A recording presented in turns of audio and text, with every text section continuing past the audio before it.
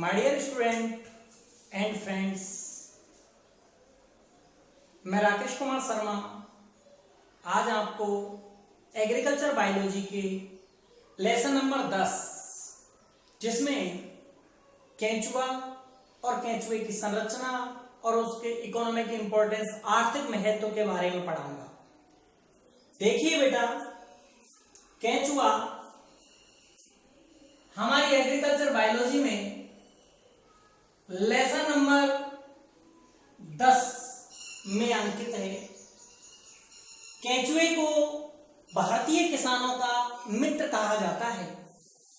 भारतीय किसानों का मित्र क्यों कहा जाता है उसके बारे में हम अधिकांशतः जो बच्चे हैं वो एग्रीकल्चर के बारे में जानते हैं, कृषि के बारे में जानते हैं। अधिकतर बच्चे जो उन्होंने एग्रीकल्चर ले रखा है उसमें से ग्रामीण परिवेश से बिलोंग करते हैं, तो वो ये जानते हैं कि बेटा केंचुए को हम ग्रामीण परिभाषा में, ग्रामीण परिवेश में गंडेवा बोलते हैं, गंडेऊ बोलते हैं। और ये बरसात के दिनों में हमने बहुत अधिक संख्या में देखे हैं और देखते हैं। तो बेटा जो अर्थवर्म है, इंग्लिश में बोलते हैं अर्थवर्म, केंचुआ, इसे भारतीय किसानों का मित्र क्यों कहा जाता है, ये हमारा पहला ही प्रश्न बनेगा इसमें से। क्योंकि जो केंचुआ है बेटा, ये क्या करता है, नम गीली मिट्टी में ही रहता है, नम गीली मिट्टी में बिल बनाकर रहता है। तो ये अपने आवास के लिए, नम गीली मिट्टी में अपने आवास के लिए ये क्या करता है बेटा, उसे कुरेद कर भीतर से पोली कर देता है, जिससे कि मिट्टी में अंदर से कुरेदने से थोड़ा हल्कापन हो जाता है, वो उपजाऊ बन जाती है और पानी को एब्जॉर्ब करने के लिए उसमें काफी स्पेस प्राप्त हो जाता है। इसीलिए केंचुए को भारतीय किसानों का मित्र कहा जाता है। आज हम बेटा इस केंचुए के ऊपर बहुत अधिक विस्तार से पढ़ेंगे। काफी सारे इसके मैं लेक्चर दूंगा। आज प्रथम लेक्चर में इसका इंट्रोडक्शन होगा और इसकी एक्शनल मॉर्फोलॉजी, बाह्यतम आकारिकी के बारे में अध्ययन कर रहा हूं। ठीक, तो बेटा देखिए केंचुआ, इस केंचुए को जूलॉजी की भाषा में इसका जूलॉजिकल जो नेम होता है वो होता है बेटा फेरेटिमा प्रोस्थुमा। फेरेटिमा प्रोस्थुमा, फेरेटिमा इसके वंश का नाम है, प्रोस्थुमा इसकी जाति का नाम है। ध्यान रहे बेटा, हमने कक्षा 11 में आपको पढ़ाया था कि द्विनाम पद्धति के आधार पर ही नामकरण किया जाता है, जिसमें प्रथम नाम वंश का होता है और दूसरा नाम जाति का होता है। ठीक, तो बेटा केंचुए का जो जूलॉजिकल नेम है वो क्या हो गया, फेरेटिमा प्रोस्थुमा। ठीक, इसके बाद हम बात करते हैं कि बेटा फेरेटिमा जो शब्द है वो कौन से वैज्ञानिक ने दिया था। तो उसके लिए मैं आपको पढ़ा रहा हूं, एक किनवर्ग नामक वैज्ञानिक हुआ था बेटा। कौन? किनवर्ग। किनवर्ग नामक वैज्ञानिक ने 1867 में इस शब्द का नामकरण किया था, इस शब्द का प्रतिपादन किया था, इस शब्द को दिया था। उसके बाद एक क्वेश्चन और बनाता हूं बेटा मैं तुम्हें, के.एन. वेहल नामक वैज्ञानिक ने 1926 में इसका विस्तृत अध्ययन अपनी पुस्तक में प्रस्तुत किया था। वैज्ञानिक का नाम है के.एन. वेहल। कब? 1926 में। इस केंचुए के बारे में अधिकांश से विस्तृत इसने प्रस्तुत किया था। इसकी बुक का नाम है, जो बुक है बेटा, उस बुक का नाम मैंने यहां पर लिख रखा है, the Indian ideological memories.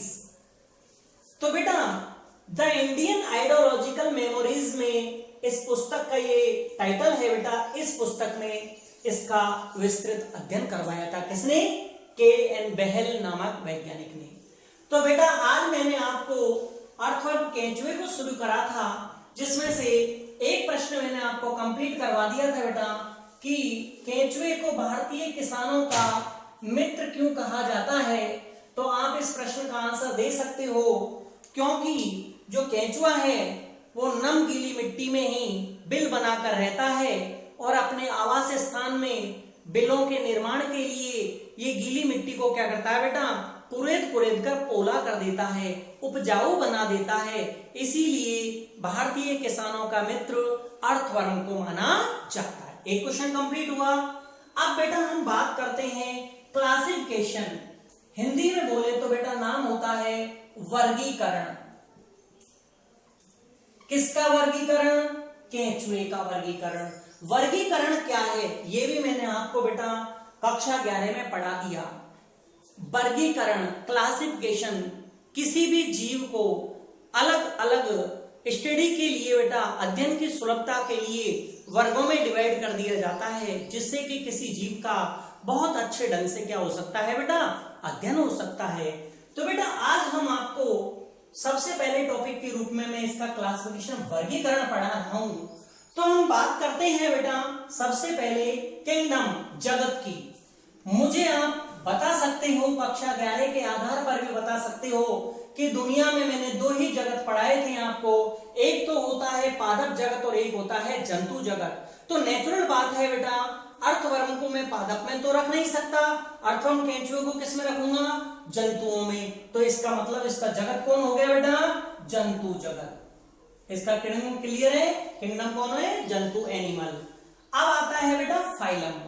Phylum आपको कक्षा 11 में मैंने ये पढ़ाया था बेटा, आपको ध्यान हो तो, कि जो अर्थवर्म है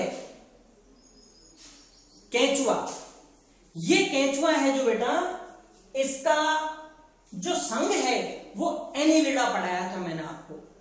एनिलिडा में क्यों रखा है बेटा, एनिलिडा में इसलिए रखा कि इसके शरीर पर वलय होती है, इसके शरीर पर वलय पाई जाती है, इसलिए इसे एनिलिडा के अंतर्गत रखा जाता है। तो बेटा दो चीज क्लियर हो गई, इसके जगत का नाम जंतु जगत हो गया, फाइलम संघ का नाम एनिलिडा हो गया। अब आती है इसकी क्लास का नाम। इसकी क्लास का नाम बेटा ओलिगोकीटा है। क्या नाम है, ओलिगोकीटा।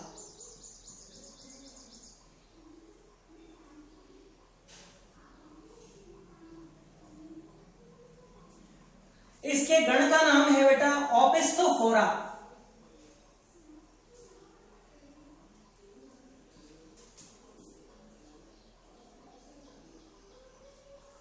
इसके जीनस का नाम है बेटा फेरेटिमा और इसकी जाति का नाम है बेटा प्रोस्थुमा।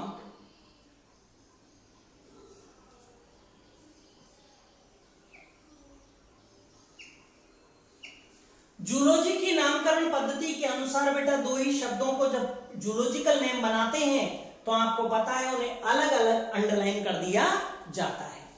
तो बेटा इसका क्लासिफिकेशन कंप्लीट हो गया आपका, कि इसके जगत का नाम तो हो गया जंतु जगत, एनिमल किंगडम, फाइलम का नाम हो गया एनिलिडा, वर्ग का नाम हो गया ओलिगोकीटा, ऑर्डर का नाम हो गया ओपिस्थोफोरा, जीनस का नाम हो गया बेटा फेरेटिमा, स्पीसीज हो गई इसकी प्रोस्थुमा। इस प्रकार बेटा इस पूरे क्लासिफिकेशन से हमें दो शब्दों को मैंने इसमें से निकाल लिया, एक नंबर का प्रश्न बना दिया आपका कि केंचुए का जूलॉजिकल नाम क्या होता है। तो आपका दूसरा प्रश्न भी क्लियर है बेटा, फेरेटिमा प्रोस्थुमा। फेरेटिमा इसके वंश का नाम है, प्रोस्थुमा इसकी जाति का नाम है।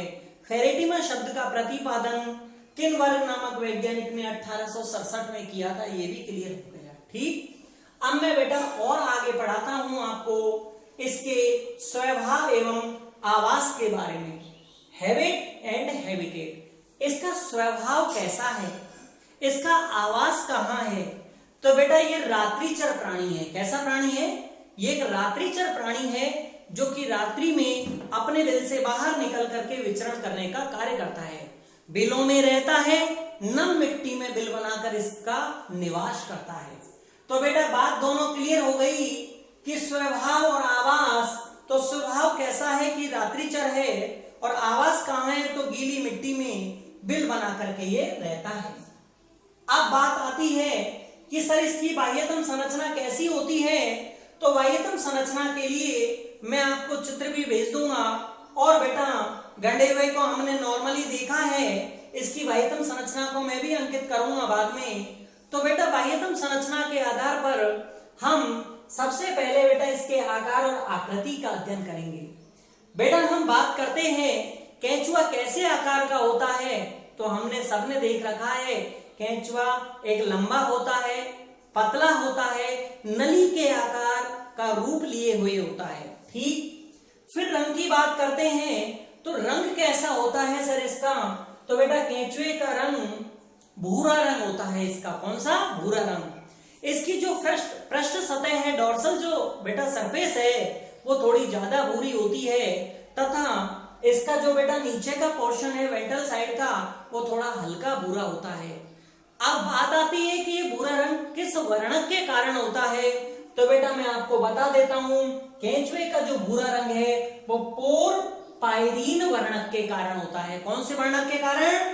पोरफायरीन नामक वर्णक के कारण केंचुए का भूरा रंग होता है। अब बात आती है बेटा एक्सटर्नल बाह्यतम संरचना में, एक्सटर्नल मॉर्फोलॉजी में खंडी भवन सेगमेंटेशन। बेटा खंडी भवन मैं पहले पढ़ा देता हूं, लेकिन फिर भी मैं दोबारा रिवर्स कर रहा हूं। सेगमेंटेशन, खंडी भवन क्या है? किसी जीव के शरीर का खंडों में बटा रहना, खंडों में विभक्त रहना ही खंडी भवन कहलाता है। इसे इंग्लिश में बेटा सेगमेंटेशन कहते हैं। क्या कहते हैं? सेगमेंटेशन। तो खंडी भवन की परिभाषा तो मैंने आपको बता दी बेटा, किसी जीव के शरीर का खंडों में विभक्त रहना, खंडों में बटा हुआ रहना क्या कहलाता है? खंडी भवन कहलाता है। अब बेटा मैं बात करता हूं कि सर केंचुए के शरीर में कितने खंड होते हैं, तो बेटा केंचुए के शरीर में 100 से 120 खंड पाए जाते हैं। कितने? 100 भी हो सकते हैं, 110 हो सकते हैं, 120। आगे के खंडों में कोई परिवर्तन नहीं होता है बेटा, पीछे के खंड उदर भाग में थोड़े कम ज्यादा खंड पाए जा सकते हैं। वहां से हमें ज्यादा दिक्कत इसलिए नहीं आती पढ़ने में, क्योंकि पिछले भाग में पूरे में एलिमेंट्री कैनाल होती है, उसकी लंबाई में थोड़ा बहुत अंतर आ जाने से कोई फर्क नहीं पड़ता है। तो बात आती है बेटा खंडी भवन की डेफिनेशन क्लियर हो गई कि किसी जीव के शरीर का खंडों में पूर्ण रूप से विभक्त होना खंडी भवन सेगमेंटेशन कहलाता है। केंचुए में पूर्ण रूप से बेटा सेगमेंटेशन पाया जाता है। अब बात आती है केंचुए में कितने शरीर में खंड होते हैं, तो बेटा मैंने आपको बता दिया है अप्रोक्सीमेटली 100 से लेकर 120 तक खंड पाए जाते हैं। अब बेटा बात आती है कि सर इन खंडों के बीच में हम अगर देखें तो एक खांच पाई जाती है, जिसे अंतरखंडीय खांच कहते हैं। क्या कहते हैं बेटा? अंतरखंडीय खांच कहते हैं।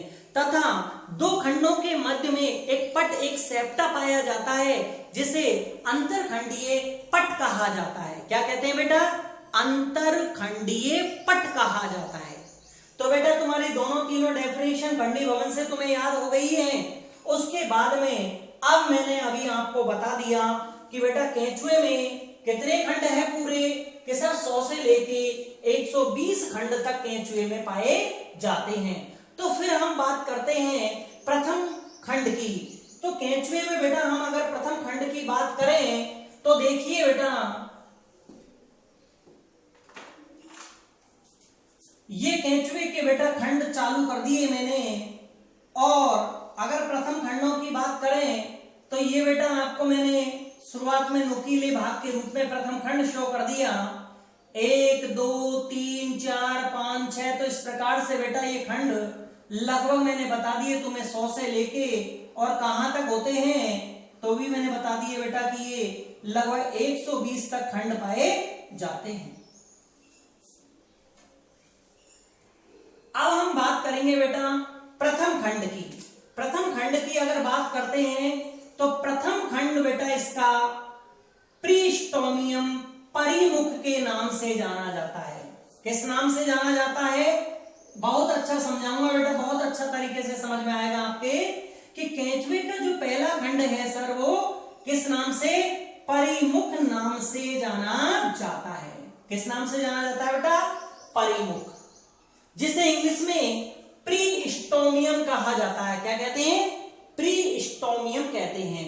और बेटा इस खंड के ऊपर एक उभार पाया जाता है, इस उभार को अगर हम बात करें तो बेटा क्या बोलते हैं, पुरोमुख प्रोस्टोमियम के नाम से इसे जाना जाता है। तो बेटा केंचुए में टोटल खंडों की संख्या कितनी बताई थी मैंने अभी, केंचुए में टोटल खंडों की संख्या अपन ने 120 तक बोली थी। अब बात आती है पहले खंड का नाम क्या है बेटा, प्रथम खंड को परिमुख या प्रोस्टोमियम के नाम से जाना जाता है। प्रोस्टोमियम के ऊपर बेटा पाए जाने वाले उभार को आपका प्रोस्टोमियम और एक प्रीस्टोमियम, दोनों क्लियर शब्द हो गए बेटा, पुरोमुख कहा जाता है, पुरोमुख। और बेटा पहले नंबर के खंड का नाम है परिमुख। ठीक, इस परिमुख जो पहला खंड है इसमें बेटा एक छिद्र पाया जाता है जिसे मुख कहा जाता है। क्या कहते हैं बेटा, मुख कहते हैं। तो आपके तीनों ही शब्द क्लियर हो गए होंगे कि केंचुए के शरीर में खंड ही खंड पाए जाते हैं। पूर्णतः खंड पाए जाने के कारण इसमें बेटा खंडी भवन देखने को मिलता है, और खंडी भवन के कारण इसके प्रथम खंड जो होता है वो अग्र सिरे पर ये नुकीले स्वरूप में होता है, पीछे के सिरे पर बेटा ये भोंटा होता है, भोंटा थोड़ा सा यानी भोंटे रूप में पाया जाता है, नुकीला रूप नहीं पाया जाता है। तो हम बात करते हैं प्रथम खंड की, तो प्रथम केंचुए के प्रथम खंड को परिमुख प्रीस्टोमियम के नाम से जाना जाता है। और बेटा इस परिमुख के ऊपर एक उभार पाया जाता है जिसे पुरोमुख प्रोस्टोमियम के नाम से जाना जाता है, और परिमुख में पाए जाने वाले छिद्र को मुख के नाम से जाना जाता है। अब बात आती है बेटा कि सर इस प्रकार से हम अगर नंबर दे 1 2 3 4 5 6 7 8 9 10 11 12 13 14 15, तो बेटा ये जो 14 15 और ये 16 नंबर के जो खंड हैं ये विशेष खंड है, इसलिए मैंने आपको यहां पर रोका है। इन विशेष खंडों के बारे में मैं आपको बहुत ज्यादा डिटेल में समझा रहा हूं कि सर ये 3 खंड में ऐसी क्या विशेषता है। बेटा ये जो 3 खंड हैं आपके जो केंचुए में मैंने प्रदर्शित किए हैं, इन तीनों खंडों पर एक वलय पाई जाती है, एक वलय पाई जाती है। उस वलय को परियारणिका कहते हैं, क्लाइटेलम कहते हैं। ये क्लाइटेलम बेटा आपके 14वें 15वें और 16वें खंड में पाई जाती है। कौन कौन से खंडों में पाई जाती है बेटा, 14 15 और 16।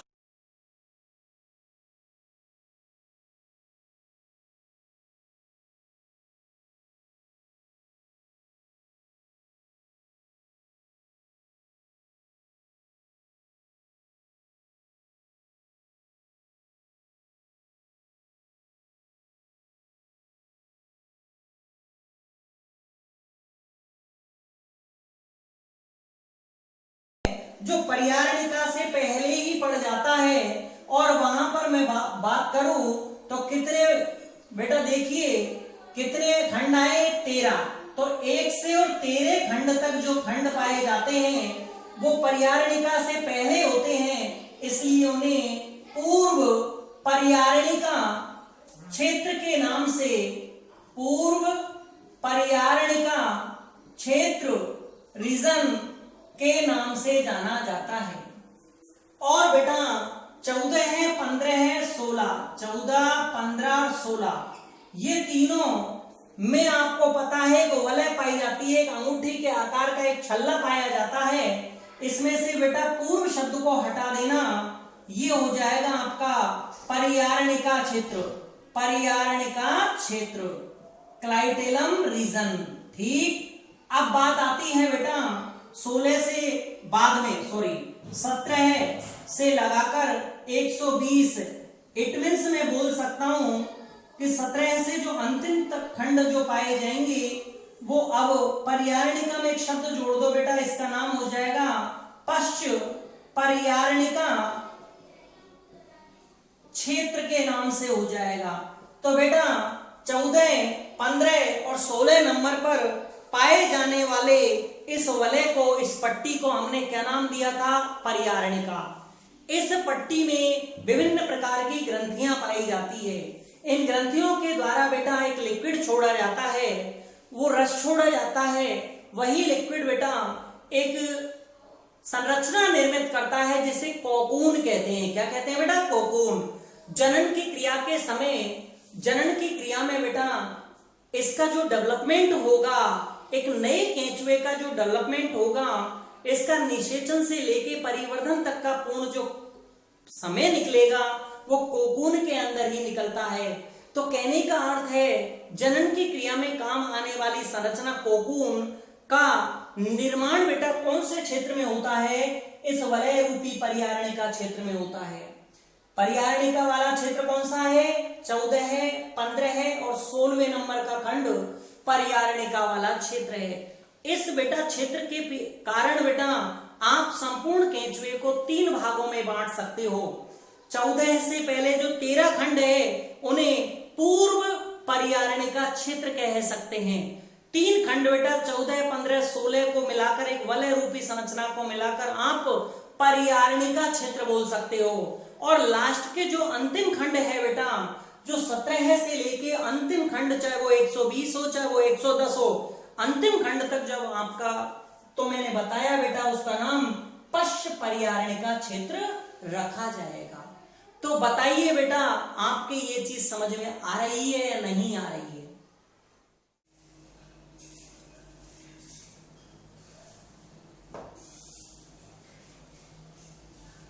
तो बेटा मैं आपको बता रहा था कि परियारणिका के बाद में हम चलते हैं इससे अगले पॉइंट पर, शुक।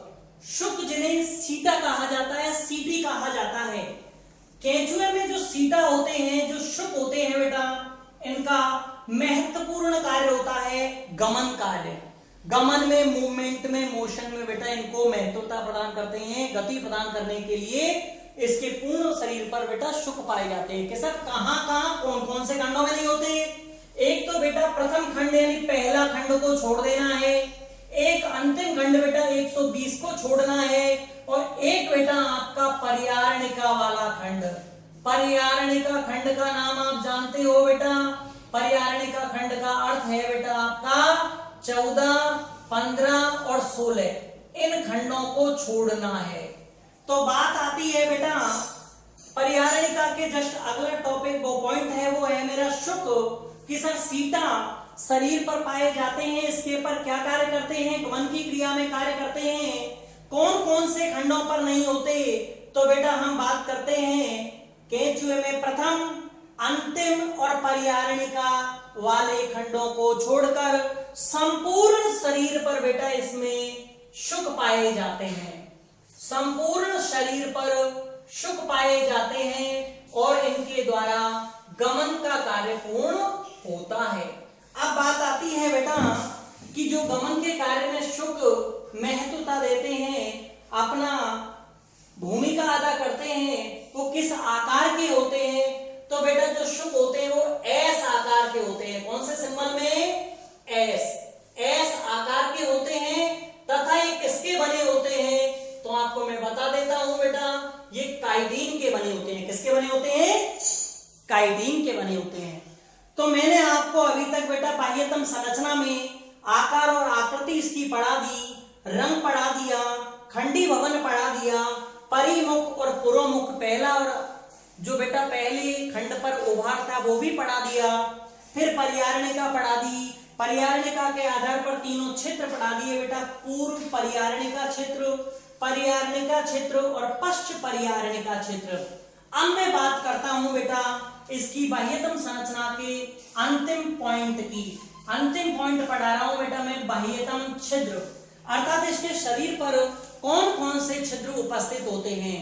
तो बेटा थोड़ा सा मन से पढ़ना, मैं आपसे जो क्वेश्चन पूछूंगा उनका आपको जवाब देना पड़ेगा, इसलिए मन से सुनना उनको। इसकी बाह्यतम बॉडी पर बेटा इसके प्रथम नंबर के खंड जिसका नाम हमने परिमुख बताया था, उस परिमुख पर बेटा एक छिद्र होता है, उस छिद्र का नाम होता है मुख, जो कौन से खंड में है बेटा? प्रथम, पहले खंड में पाया जाता है। तो तो इसके बाह्यतम छिद्रों में इसके शरीर पर बेटा प्रथम खंड पर जो छिद्र होता है उसे मुख कहते हैं। सेकंड नंबर छिद्र के रूप में पढ़ा रहा हूं बेटा मैं एनस गुदा। तो बेटा जो अंतिम खंड होगा वो ही मेरा इसका आंसर होगा, चाहे वो 119 नंबर हो चाहे वो 120 नंबर हो। केंचुए के शरीर का अंतिम खंड जो है उसमें एक छिद्र पाया जाता है जिसे गुदा कहा जाता है। अब बात आती है तीसरे नंबर के छिद्र की, नर जनन छिद्र, मेल रिप्रोडक्टिव पोर। तो बेटा नर जनन छिद्र केंचुए में 18वें नंबर के खंड में एक पेयर जोड़ी के रूप में पाया जाता है। कौन किसके रूप में पाया जाता है बेटा? 18वें नंबर के खंड में जोड़ी के रूप में पाया जाता है। दो बिंदी रूपी संरचनाओं के रूप में आपको दिखाई देता है। 18वें नंबर के खंड में केंचुए में पाए जाने वाले छिद्रों को नर जनन छिद्र के नाम से जाना जाता है। तो बेटा प्रथम खंड में आपका केंचुए का मुख हो गया, अंतिम खंड में बेटा आपका केंचुए का गुदा हो गया और 18वें खंड में एक जोड़ी के रूप में जो छिद्र है बेटा वो आपके नर जनन छिद्र हो गए। अब बात आती है कि सर इसका मादा जनन छिद्र कहां पर है? तो मादा जनन छिद्र बेटा इसके 14वें नंबर के खंड में एक सिंगल पोर के रूप में, एक सिंगल छिद्र के रूप में, रंध्र के रूप में पाया जाता है। तो बेटा मैं बात करता हूं अब कि सर आपने कहा 18वें नंबर के खंड में तो नरजनन छिद्र है, तो 14वें नंबर के खंड में इसमें मादा जनन छिद्र है। दोनों ही छिद्र क्या एक ही प्राणी में होते हैं क्या? यस बेटा, केंचुआ एक उभयलिंगी प्राणी होता है जिसमें नर जनन तंत्र और मादा जनन तंत्र दोनों एक ही प्राणी में पाए जाते हैं। दोनों ही प्रकार के जनन तंत्रों की उपस्थिति के कारण दोनों ही प्रकार के युग्मकों का निर्माण एक ही केंचुए के अंदर पूर्ण होता है। अब बात आती है बेटा नेक्स्ट अगले छिद्र की बात करूं तो शुक्रग्राही का छिद्र। शुक्रग्राही का छिद्र बेटा 4 जोड़ी है। कितने जोड़ी है? 4। कि सर कौन कौन से खंडों में है? बेटा मैंने अभी बताया था आपको कि 2 खंडों के मध्य में पट पाए जाते हैं, उन्हें अंतरखंडीय पट कहा जाता है। इन पटों के आधार पर मैं 4 खंड बता रहा हूं आपको। 5/6, पांचवा और छठा, 6/7, छठा और सातवां, 7/8 और 8/9। ये 4 खंड हो गए बेटा आपके। 5वें और छठे के मध्य एक जोड़ी, छठे और 7वें के मध्य एक जोड़ी, 8वें और 9वें के मध्य में एक जोड़ी। तो कुल मिला के 5 से 6, 6 से 7, 7 से 8, 8 से 9, 4 जोड़ी बेटा इसमें आपके शुक्रग्राही का छिद्र पाए जाते हैं। ये 4 जोड़ी छिद्र जनन की क्रिया के समय दूसरे केंचुए के शुक्राणुओं को ग्रहण करने का क्या करते हैं बेटा? कार्य करते हैं। अब बात आती है कि सर अगले कौन से छिद्र है? पृष्ठ छिद्र, डोर्सल पोर।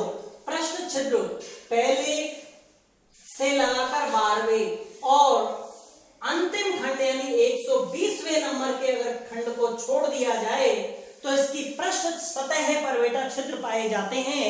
उन खंडों को पृष्ठ छिद्र के नाम से जाना जाता है। दोबारा बोल रहा हूं मैं, पृष्ठ छिद्र डोर्सल पोर प्रथम 12 छोड़ने हैं, 1 से लगाकर 12, और एक अंतिम छिद्र का खंड छोड़ना है बेटा 120वां यानी अंतिम।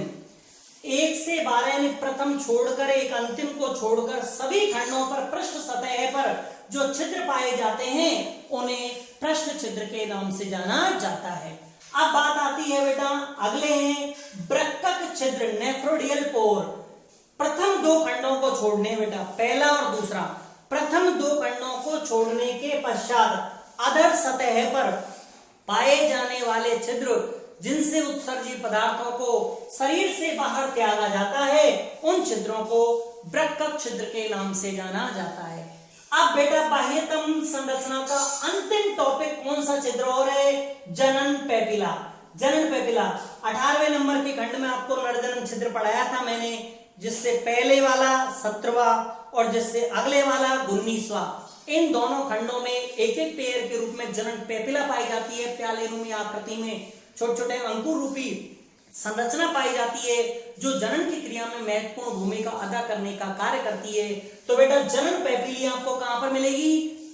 18वें से एक पहले 17वें नंबर, 18वें के एक बाद 19वें नंबर, 17वें और 19वें खंड पर एक एक जोड़ी के रूप में जन्म पेपिला पाई जाती है। मैं आशा करता हूं बेटा कि आज आपको केंचुए की बाह्यतम संरचना बहुत अच्छी तरीके से समझ में आई होगी, जिसको मैंने एक एक शब्द को आपको क्लियर किया है। इसी के आधार पर बेटा मैं आपको संडे के दिन या अगले संडे पर मैं जब टेस्ट लूंगा केंचुए वाले पार्ट में से, तो छोटे छोटे प्रश्न पूछूं, आपको वो प्रश्नों के आंसर लगा के और बेटा फिलअप करके सबमिट करना है। मैं आपको उसका मार्किंग और आपकी रैंक बता दूंगा। ओके, थैंक यू बेटा। आगे की क्लासों के लिए हमारे YouTube चैनल को सब्सक्राइब करते रहे और प्रज्ञा एकेडमी के साथ आप पढ़ाई करते रहे। Thank you.